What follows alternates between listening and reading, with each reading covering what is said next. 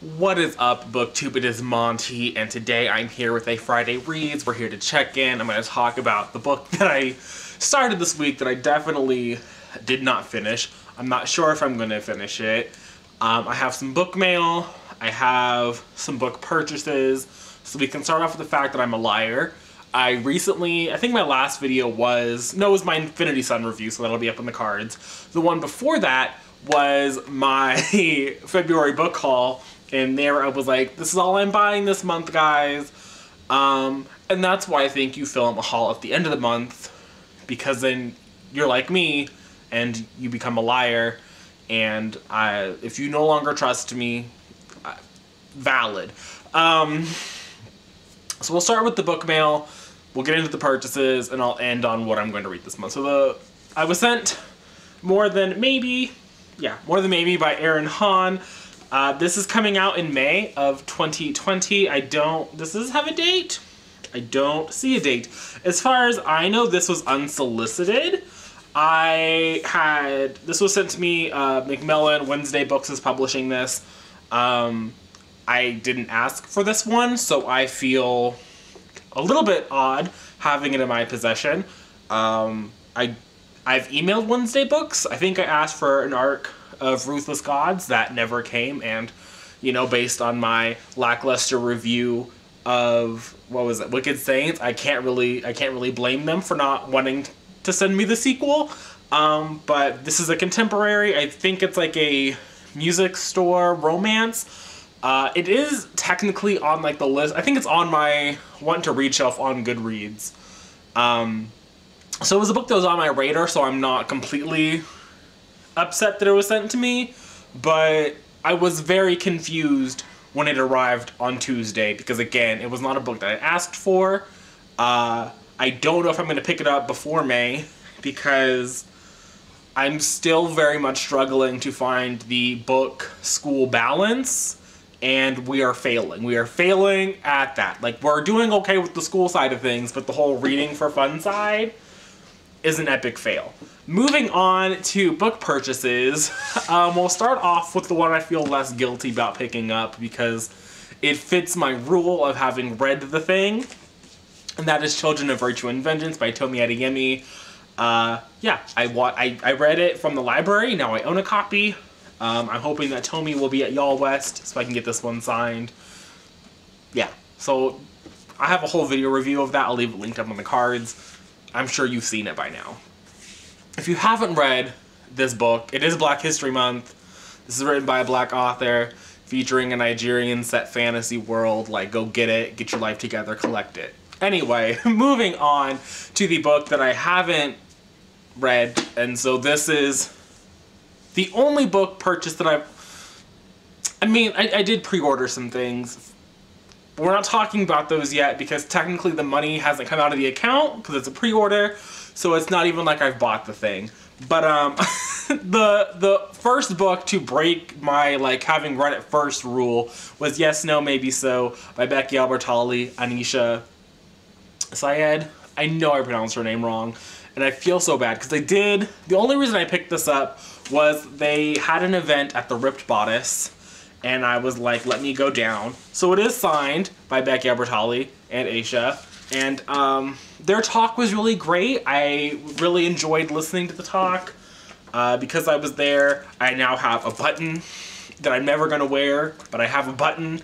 I also have like a dozen of these little postcards for the book, because the Ripped Bodice lady was like, here, take a whole package of them, instead of just the one that they were setting out on the seats. So I have more than enough book merch for this book. And part of me does feel a little bit guilty, because if you did watch my Gravity of Us review, I think it was there that I said I no longer trust Becky Albertalli.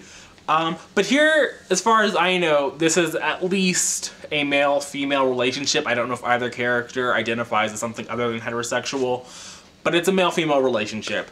And as far as I know, Becky is not out here writing another gay man, and I feel like that's where I don't appreciate her writing. But yeah, the event was nice. Part of me went because I was like, it's Contemporary-a-thon, I can vlog it. I'm not vlogging for Contemporary-a-thon. That whole reasoning that I went was totally flawed. But I bought the book, I have it, it's signed, it's personalized, it's not going anywhere. Part of me is actually really upset because when I was going down there, I meant to take What If It's Us by Becky Bertalli and Adam Silvera, just because it was the only other book by Becky Bertalli that I owned. And I was like, if I'm already going to see here, I might as well get it signed, because even though I don't like that book, I do think it ends on a nice note. I think the epilogue really saves it. And then I promptly forgot to bring it. So that was great, but while I was there, Becky confirmed that she will be at Y'all West, and Adam was there, and that's when I really felt stupid. It was like, Adam is here, and Becky is here. I could have got this book signed, wouldn't have to worry about it, but it didn't work out for me. So I have Yes, No, Maybe So. I'm excited for it. I enjoyed the talk.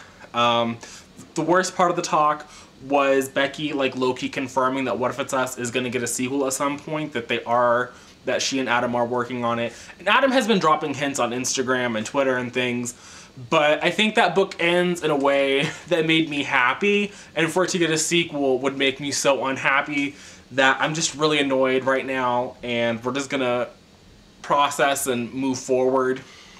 And by move forward, I'm going to talk about this book, Get a Life, Chloe Brown, by Talia Hibbert. I think that Talia Hibbert is a great author. Over this past week, I only managed to read 100 pages, which, for someone who can finish an entire book like this size in one sitting in a single day, reading 100 pages over the past, I guess I started on Monday. As I'm filming this, it's Thursday. It's like 25 pages a day. That feels like nothing to me, but whatever. Let's talk about this. Get a Life, Chloe Brown is a romance novel set in the UK. I think it's set in the UK. All of the, like, mannerisms, the dialogue makes me feel like we're in the UK, but at the same time, I feel like the setting of the book is very, non-existent. It's not very descriptive. I think that Talia Hibbert is a nice writer. I enjoy her style. I think that her characters really leap off the page, but where my issue lies is also with these characters. They just make me highly uncomfortable, particularly our love interest, Redford. This man is creepy. When I started reading the book, I believe there was a passage where we got the little information that he has the word mum tatted on 3 of his knuckles, you know, like 1 letter on each knuckle. I distinctly remember this being a thing, because I was like, that's kind of a weird tattoo. Earlier today, I tried to go back to find that passage, and I couldn't find it. But in my head, I'm like, that's like too specific a detail for me to make up. But that's him. He's like this, like, bad boy aesthetic, I guess. I don't know. You have Chloe Brown over here, who is, you know, a well-off woman who has moved out. She suffers from some kind of chronic illness. I think it's fibromyalgia. Again, I could be wrong. Don't quote me on that one. I know she has some kind of chronic pain issue, though. And she's like a website developer lady, and she's, you know, like I said, she comes from a well-off family. She's moved out. She recently had like a near-death experience. She says near-death experience, but like when you're reading it in the book, it doesn't really strike me as a near-death experience. Like, she just witnessed a bad accident as far as I'm concerned, but whatever.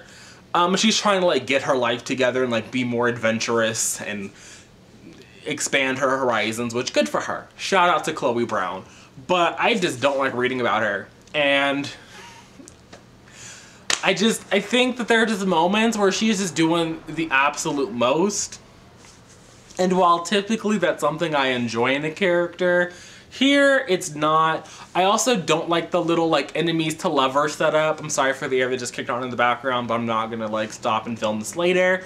I don't care for this enemies to lovers dynamic that's being set up. I don't like Redford. Like I said, he gives me creepy vibes. The fact that he has the word mum tatted on his knuckles is literally the only thing I can think about anytime things kind of get a little bit smutty.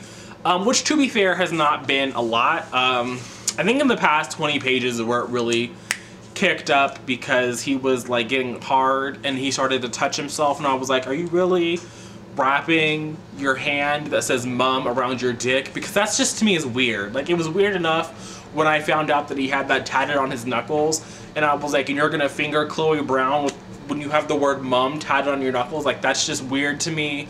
Then he was getting hard thinking about Chloe's ankles and her collarbone. It was weird. I'm sorry. Like, and the fact that I had to deal, I think that Fix Her Up by Tessa Bailey was a far better experience so far.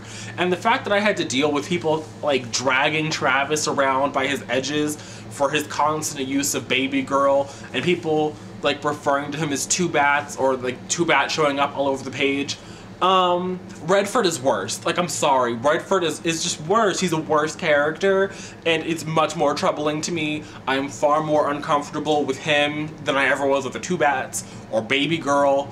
So I don't think, I don't know. There's still like 269 pages left of this, and I don't think I'm really prepared to finish it. But there's literally nothing else that I have checked out that's calling to me. And so, I don't know what the fuck I'm going to be reading this month, but I can probably guarantee it will not be any of the Black authors that I have checked out. So, I'm a trash person. Feel free to cancel me in the comment section below. That's all I have to say for this video. I hope that you enjoyed it. Let me know down below what you've been reading this past week, what you've been up to in your life. Hopefully, things are going well with you. And I'll see you guys again in another video, whenever that happens to be. But until then, and until next time, bye.